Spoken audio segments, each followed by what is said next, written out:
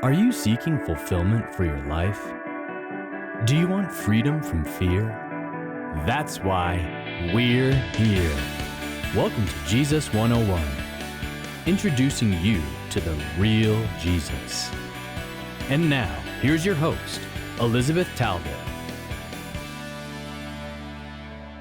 Welcome to Jesus 101. Thank you so much for joining us. Today we have a fantastic program for you. It's the Nevertheless program. And what is that, you might ask? I'm glad you asked the question, and I'm going to tell you what it is. I have a rock here with an N because one day when I was a senior pastor in a church, I decided to give every member of my church a rock with an N on it. So they got into the church and they were all wondering, what is this handout today? And it actually comes from that word, nevertheless, because David, the man after God's own heart, became the nevertheless king. Every time there was an obstacle, somebody would say, no, you can't do this, or Goliath in the case of Goliath. He's too big, you can't do it, said King Saul. Nevertheless, says the Bible, or but, or another pivotal word like that, David did it anyways. And today we're going to see one of those nevertheless stories when he actually finally gets appointed king. Now, I thought I would say I have to give credit where credit is due. And I have shared before that about 15 years ago, I read a Max Lucado book called entitled Facing Your Giants. And he has a whole chapter on the nevertheless. And back then, it really made an impression on me. So I kept reading to see how many of these nevertheless events were in David's history. And I found that his whole biography is a nevertheless biography. You know, he was a shepherd. Nevertheless, God chose him as a king. You know, he was too small and untrained in military things. Nevertheless, he fought and won over the Philistines. Saul tried to kill him, and he lived in caves for a long time. Nevertheless, he kept talking to God. And the truth is, all of redemption is a nevertheless story. You know, human beings left God and they rebelled against God. Nevertheless, God said, I love those children more than I love myself, and he saved us. So I'm hoping that today you will be inspired, no matter what has happened in your life, what is your past, what is your present, to say, God will make a nevertheless story out of my life. So hopefully you can also get a little stone and maybe put an N on it and put it in front of your mirror and remember God has a PhD in making nevertheless bios out of our lives. And today we're going to study one of those in the life of David. And we want to thank Pastor Mike Tucker for being with us one more time. Well, you are welcome. Thank you for being here. Thank you. You know, I love having you here on the set for many reasons. And one of those reasons is because I admire you for your nevertheless Oh, you're very events. kind. You're very kind. Thank you. Yeah, because, you know, as we have taped shows and recorded shows together, I have been inspired by your life, the many turns and pivots and things that how, if you had to write a book entitled Nevertheless, you would have many, many chapters to say, this happened, nevertheless. Yeah. You know, God is amazing that way. It doesn't matter what obstacle you come up against. If you trust Him and you're faithful, it's amazing what He does, how He can take that dead end and make something good out of it. And I've, you know, like many other of our viewers, I've been through this many times. You know, you live long enough, you hit a few roadblocks. And so I have done that along the way and a few detours. Nevertheless, my Lord is faithful. Yeah. That is the key. Yes, and today we are finally getting to the crown. We did several programs of David being in between. Yes. Right? The anointing and the appointing, and the appointing not coming soon enough, right? And so he's anointed for all this time thinking, okay, what did that mean, Lord? Today, he gets the crown. He gets the crown. So we are going to the second book of Samuel today, where the rest of David's story will be told. And we are starting with, as soon as he got appointed, he has to choose where is going to be my kingdom as far as the center. Capital city Where I'm going to build my house. Right. And where is the king going to live? And we right away get into a nevertheless story. You know, when Max Lucado talked about that in one of the chapters, it made such an impact. I mean, this has been 13 or 15 years since I read it. The nevertheless biography. You know, there's a music, it's a quartet, it's a group that I met not long ago, a few months ago. I went to do something in Arkansas or something. They had invited them. They're called Mark 2:9. And they're a gospel quartet. And they have very interesting lyrics. And one of the songs says, God will make a Bible story out of you. And, you know, it caught my attention because, yeah, we looked at these Bible stories like they were so different than us, but they were like us. Exactly like us. I even like the passage where it says we are God's workmanship. Yes. And the Greek word for that is poema, which means that basically you are God's poem. He's writing that poem in your life right now. That's nice. You're His work of art, and He's creating that Bible story out of your life because you are His work of art, His poem. Exactly. Being written over your life. So no matter what has happened to you, I hope that today you will get great strength and hope and encouragement out of this program because God loves to make nevertheless stories, Bible stories out of our lives. And so we're going to start here with 2 Samuel chapter 5, where we hit the first nevertheless story now that David has been appointed king. So chapter 5 of 2 Samuel tells us actually some very interesting things. Let's start on verse 3. Going all the way to verse 5. So all the elders of Israel came to the king at Hebron, and King David made a covenant with them before the Lord at Hebron. Then they anointed David king over Israel. David was 30 years old when he became king, and he reigned 40 years. At Hebron he reigned over Judah 7 years and 6 months, and in Jerusalem he reigned 33 years over all Israel and Judah. Very good. So we get some interesting data here. First of all, I don't know if you knew that David got anointed king. Not you. I know you know everything. I'm talking to our I know everything. Everything. Absolutely everything. Well, like Mike says, if you live long enough, you know everything. You know everything. Yeah. No, or you forget it all. Yeah. David got anointed 3 times in his lifetime. He got anointed by Samuel. Back then when he was a shepherd.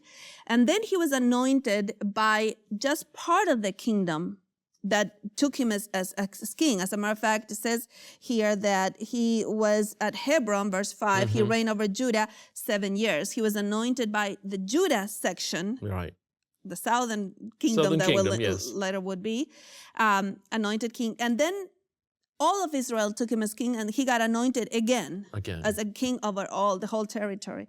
So he will reign 40 years as a king. Now, as soon as he becomes king over the whole territory, south and north, he now has to choose a city. Now, there is a city that we know very well that wasn't that well known then. And David says, I want that city. Verse 6. Now the king and his men went to Jerusalem against the Jebusites, the inhabitants of the land, and they said to David, you shall not come in here, but the blind and lame will turn you away, thinking David cannot enter there. It's like, we are not even going to fight with our choice soldiers. Yeah, our blind and lame will take care of you. Our blind and lame will take care of you. Easy. Now, I don't know if the camera can get close to this. If not, we'll just put a photo there for you. But, you know, when I went to Israel, the Museum of Israel has a very interesting small, I don't know what you call it, when they put the whole city in a small scale. Yeah. And a model. A model, yeah. But they were showing how it grew as the years went by. But when David wanted the city of Jerusalem, that used to be the city of the Jebusites, it was very, very small. It was far away from where the temple ended up being. Okay, so this is the map here. The temple is over here, all the way over here, and at that time the Jebusites had this little small town, about 12 acres round, and about 3,500 inhabitants. But it was on top of what would be like the Temple Mount right now. It's up.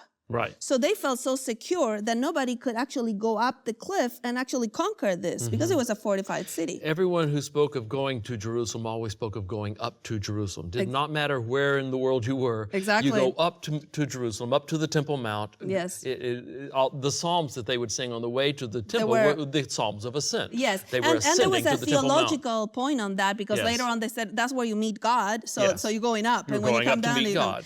in the time of David, it's up because of the geography, right? Right. And David says, I want that. Don't forget that he was born in Bethlehem, so he was not that far No. from here. And he's like, I want that to be my capital. You know, Jerusalem. We find that back in Genesis when Abraham finds the king of Salem, right? But here we have the Jebusite city. He says, I want that.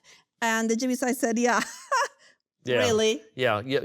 This is going to be so easy. We're elevated. It's easily There's no way you're defended. gonna. You can't get in here. Yeah, exactly. So verse 7, I don't know what your version says. It says, nevertheless. Oh, it does? Oh, I'm Yes, so verse happy 7, because nevertheless, David captured the stronghold of Zion, that is, the city of David. I am so glad your version says nevertheless, because if not, you were going to ruin my point. Yeah. Mine also says nevertheless.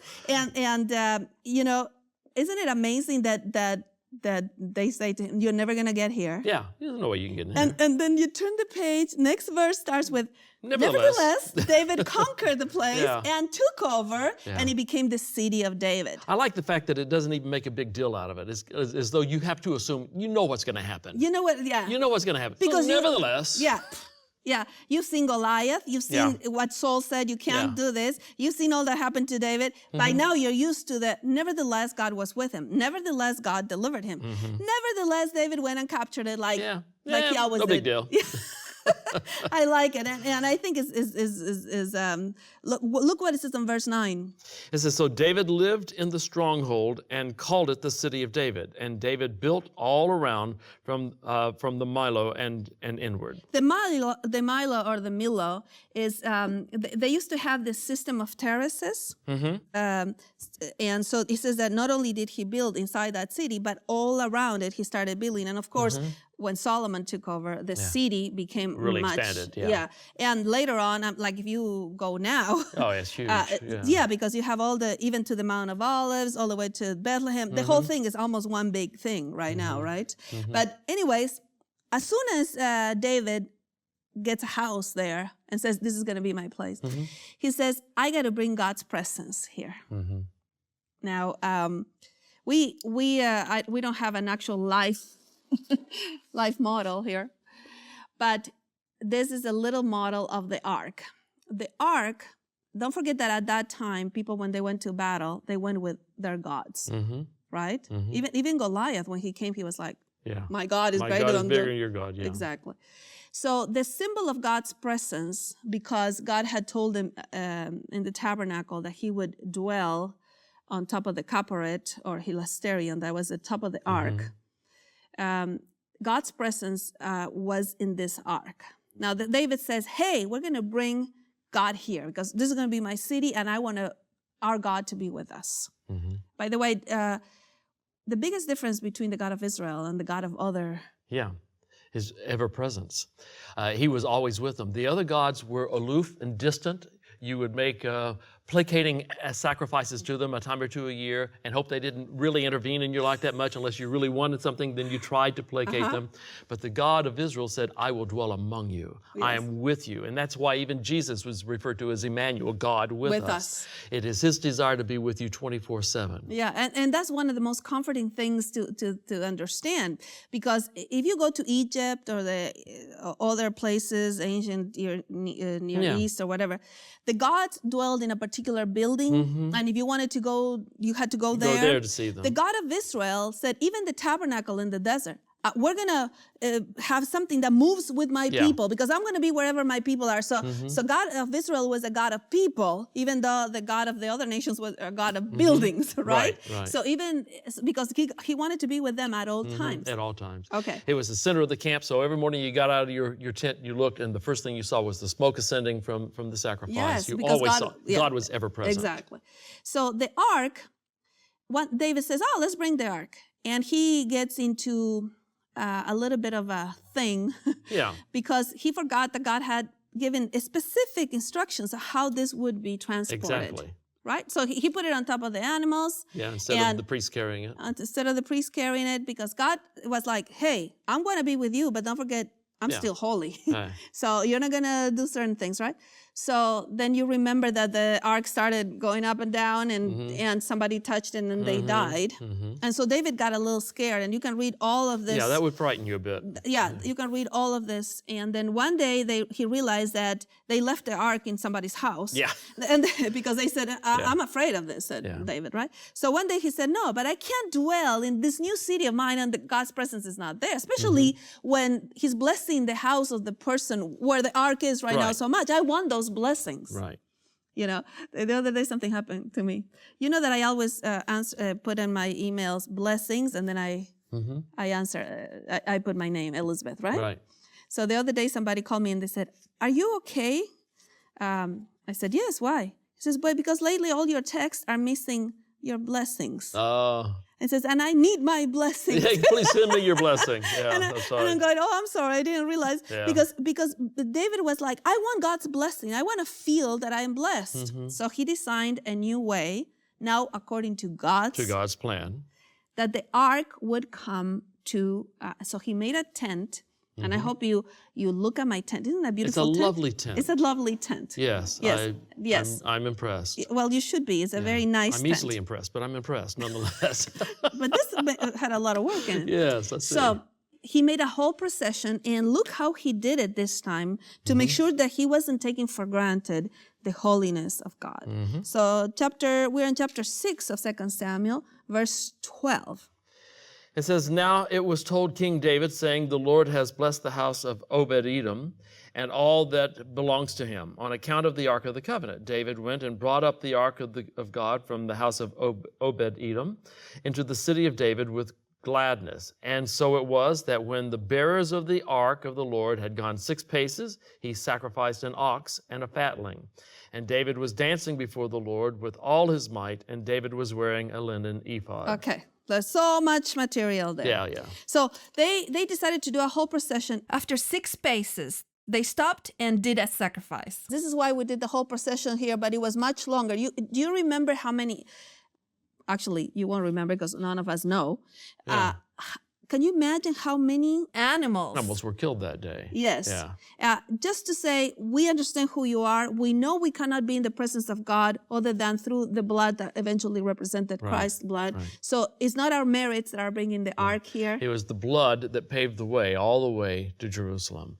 And it is the blood that paves our way all the way to the New Jerusalem as well. This is why God because everything he did was a symbol of who Christ would be. Right. So when people took lightly his instructions, they were struck by his holiness without realizing that God has designed the only way that we can go into his presence is through the blood of Jesus Christ. And at that time, it was symbols for them, right? We talk a lot about his grace, and that's important, and his love, and that's important, but it's also important to remember his holiness. It is the only aspect of God's character that is taken to the 3rd degree.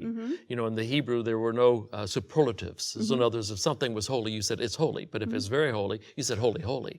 But his holiness is the only thing that's taken in Isaiah 6 and elsewhere to the 3rd degree. That means you don't get any holier than this. Holy, holy, holy. That's right. And so I think it's important for us to remember that's the only aspect of his character that is referred to in that way. So when he asks us to do something, he's serious about it. Yes. And we are to respect him and honor him. And let me tell you, as I studied the tabernacle and all the things when the ark, you know, there were 3 things inside the ark, right? Yes. The manna to remind, and then the branch, the rod. And then there was the law. Yeah, the law. But once a year, they would sprinkle. Oops. Yeah, I lost my angels. You killed the ark. Yes.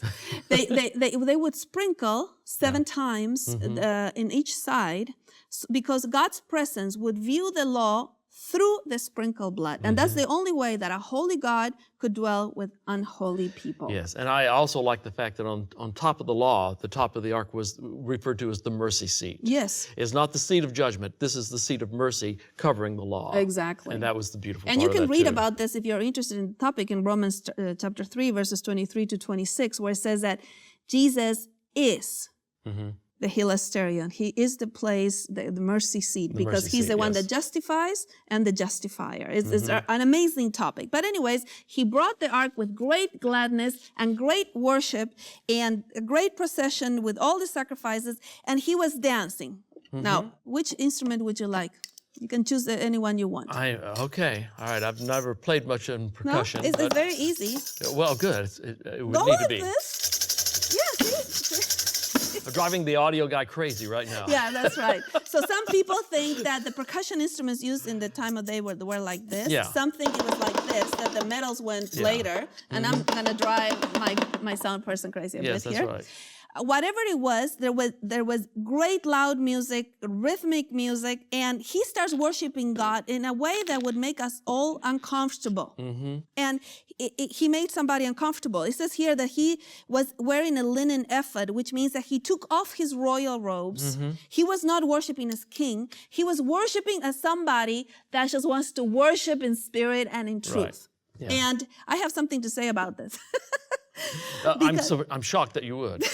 No, you're not. You're not. You're not. The fact that always when somebody is being honest and open with God, somebody, when they see exuberant worship, they're uncomfortable. They're uncomfortable, that's right. It's a cultural thing. Like you, I've traveled all over the world and I've seen a variety of styles of worship, some of which would make people in my race and category of white Anglo-Saxon Protestant feel very uncomfortable, especially my age and older.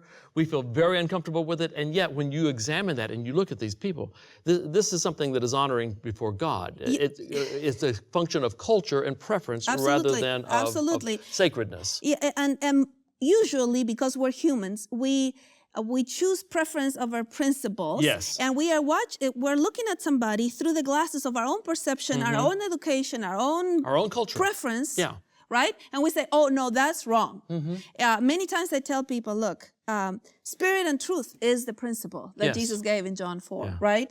And don't be judgmental of other people's worship style, and don't let a whole generation leave the church because we're not ready to give another service to them so they can worship in the way that they worship. Exactly. Right?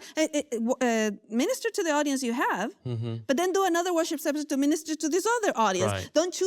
Don't think that one group is better than the other. Absolutely. When people say we want young adults and young people in our church, they're not really serious.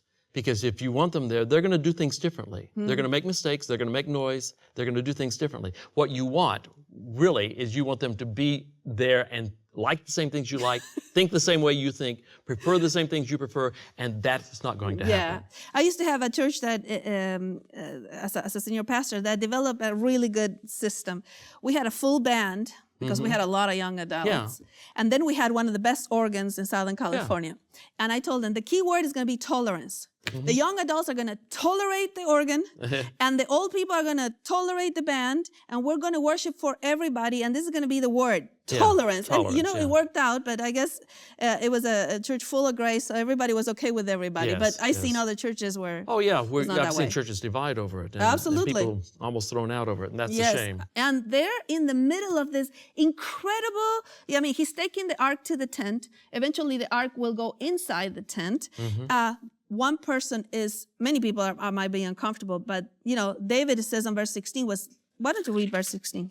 Then it happened as the ark of the Lord came into the city of David that Michal, the daughter of Saul, looked out the window and saw King David leaping and dancing before the Lord, and she despised him in her heart. She despised him because he had taken off his royal robe and he was worshiping with his regular linen ephod, and they brought the ark of the Lord and set it in place in the tent, says verse 17. And then after he did that, he gave all kinds of things to the people. This was a big celebration. And then he said, I'm going to go bless my home now. So let's do 19, 20, and 21. Further, he distributed to all the people, to all the multitude of Israel, both to men and to women, a cake of bread and one of the dates and one of the raisins to each one. Then all the people departed, each to his house. But when David returned to bless his household, Michal, the daughter of Saul, came out to meet David and said, "How the king of Israel distinguished himself today." Look at the sarcasm. Yeah, Did you know yeah. the Bible has sarcasm? Yeah. You also notice that sarcasm is never helpful for a marriage. Yeah. He uncovered himself today in the eyes of his servants, maids, as one of the foolish ones shamelessly uncovers himself. So David said to Michal, "It was before the Lord who chose me above your father and above his house to appoint me ruler over the people of the Lord, over Israel. Therefore, I will celebrate before the Lord." Don't let anybody talk you out of your Yeah. real worship Yeah. between you and God. Because there's always going to be somebody a little uncomfortable that they're going to say, "Hey, you shouldn't do this. You shouldn't do that." And David says, "I'm going to celebrate in front of the Lord. This is not for you. This is not for the other people. This is between God and me." Right. The vertical direction of this worship is not up for discussion. No, it is not. And there's certain areas, I think, in your life where you really don't need to make a compromise, and that is the areas of principle. Yep. This is one of those. Yes. You may change certain things within a church structure in order to accommodate your audience, but when it comes to your personal worship, there's no compromise Yep. there, and that's what David was doing. Thanks for being here. You always bring insight and experience. Man, Thank you so much. when you're old, you get some experience. Thanks so much for being with us. I am going to head to the cross. I want to tell you a couple things before we finish this program. The first thing is, I have here a perfume from Egypt. I went to Egypt several years ago, and I bought this perfume that was made directly of flowers, and it smells unbelievable, and it has never lost absolutely any of its smell, even though it's been almost 10 years that I bought this. And it reminds me of this woman in Luke 7 that had an extravagant worship. She wanted to honor Jesus in some way. And she made people uncomfortable. Judah said, "Hey, this woman should have, sold this and given to the poor." She was pouring out her heart, pouring out her most valuable perfume that she had just to honor Jesus, and it made somebody uncomfortable. Don't forget that sometimes exuberance makes other people uncomfortable, but it pleases God when you're being honest in your worship. So I want to tell you, Jesus would pour the most costly oil, his blood. He would put his greatest offering to us. It was his own blood. How will we not give him everything we have? Whether it's your passion or whether it's whatever you have to offer. And so I wanted to remind you of that God deserves our best. And then I wanted to tell you, soon we're going to go to the New Jerusalem.